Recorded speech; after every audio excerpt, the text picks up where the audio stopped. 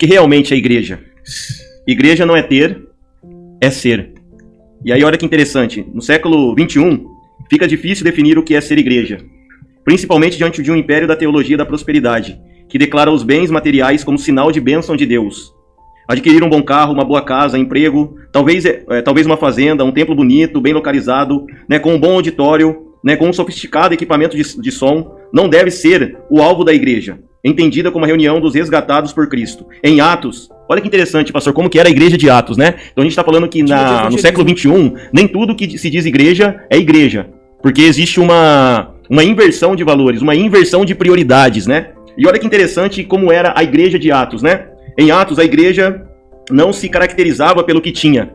A igreja de Atos, ela não se caracterizava pelo que tinha. Ela repartia e não ajuntava.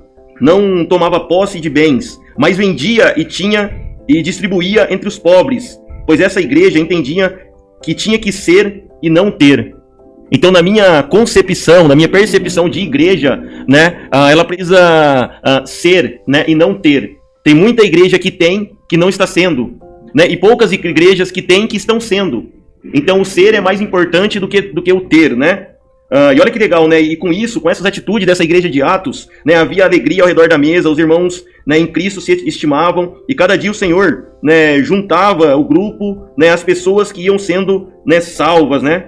Então isso é legal, né? A igreja, ela precisa aprender que ela precisa ser, né, ser bênção na sociedade, né? A igreja precisa repartir, né? A igreja precisa compartilhar, a igreja precisa cooperar, né? A igreja precisa ser relevante, né, na sociedade, né, onde ela está inserida, né? E muitas vezes a gente não vê isso, né? Uma igreja que se preocupa com o pobre, né? E sabe por que às vezes a igreja não se preocupa com o pobre? Porque dá trabalho pegar um morador de rua e levar para dentro da igreja, né? Dá trabalho, né, você, né, levantar um grupo de pessoas para ir na quebrada, fazer um evangelismo, né, para ir no presídio, né, para ir na Cracolândia, né? Igual a gente tem irmãos aí da IPP que fazem isso toda sexta-noite, né, às 20 horas, enfim, sai de lá às 22 horas, 10, chega na sua casa 11 horas, meia-noite, né, igual o Dudu aqui que mora longe, que tá lá com a gente, né, de sexta-feira, né, e outras pessoas também. Então a igreja hoje, ela